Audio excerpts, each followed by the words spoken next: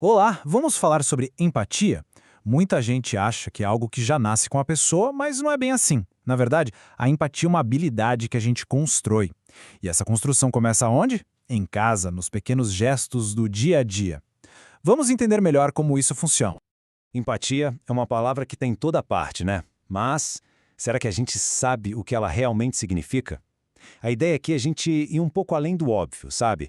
Descobrir a verdadeira profundidade desse conceito tão importante.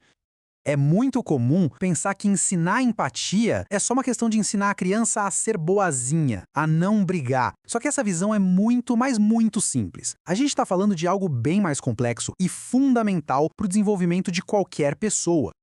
Então, aqui está o ponto principal. Empatia não é só um comportamento, é uma habilidade. E ela envolve várias coisas, como a capacidade de entender o outro, de respeitar o que ele está sentindo, de reconhecer os próprios limites e os dos outros. E, claro, saber a hora de pedir desculpas. É basicamente a base para qualquer relação humana saudável.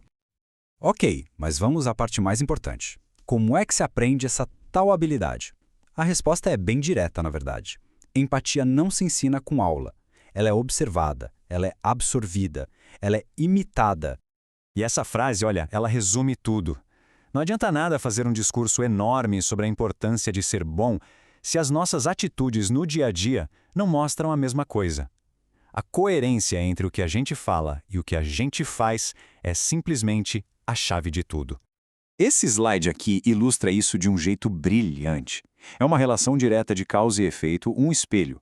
As crianças são como esponjas, elas absorvem e replicam os padrões de comportamento que elas veem ao redor delas no ambiente em que vivem. Simples assim. Certo, a teoria a gente já entendeu. Mas, e na prática, como é que a gente aplica isso no dia a dia? Vamos ver agora algumas estratégias bem práticas para transformar esse conceito em ações de verdade, concretas.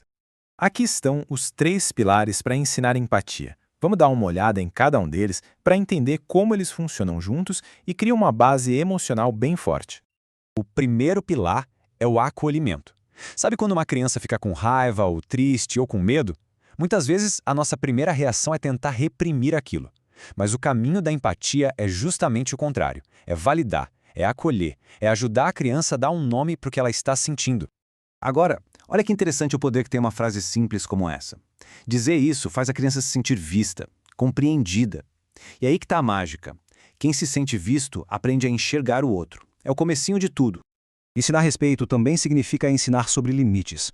Não é deixar a criança fazer o que quiser de jeito nenhum. É mostrar até onde ela pode ir sem machucar ou desrespeitar o outro. E essa correção tem que ser firme, claro, mas sempre com calma, sem humilhação, sem gritos. E o terceiro pilar é esse: incentivar a criança a se colocar no lugar do outro. É aqui que a gente ajuda a moldar o raciocínio emocional dela, sabe? Com aquele exercício de sair um pouco de si mesmo e tentar imaginar o mundo pela perspectiva de outra pessoa. Fazer perguntas como essa é uma ferramenta poderosíssima. Elas iniciam conversas que constroem a consciência social, que ensinam a criança a pensar no impacto das suas ações nos sentimentos dos outros. E aqui a gente chega num ponto que é crucial. Não dá para exigir algo que a gente não oferece. Ensinar respeito pelos outros começa, antes de mais nada, com o respeito que a gente demonstra pela própria criança. E aqui a gente fala de coisas bem concretas. Por exemplo, não forçar abraços, não diminuir o que ela está sentindo, não tratar como se ela fosse pequena demais para ter uma opinião. Quando a criança sente que a voz dela importa, que os limites dela são respeitados, ela aprende na prática que a voz e os limites dos outros também são importantes. Agora vamos amarrar tudo isso a um objetivo ainda maior. Ensinar empatia e respeito não é só sobre ter uma criança bem comportada. É sobre causar um impacto real no futuro. É muito importante a gente desconstruir essa ideia de que empatia é fraqueza. Pelo contrário, empatia é um sinal de força, de inteligência emocional. É a habilidade que permite que a gente navegue pelo mundo de um jeito mais saudável e construtivo. E os benefícios disso? São para a vida toda. A empatia prepara uma pessoa para construir relações mais saudáveis, amizades verdadeiras e tomar decisões mais equilibradas lá na frente e na vida adulta. Ou seja, ter uma vida mais plena, mais conectada. E esse é o grande legado, no fim das contas.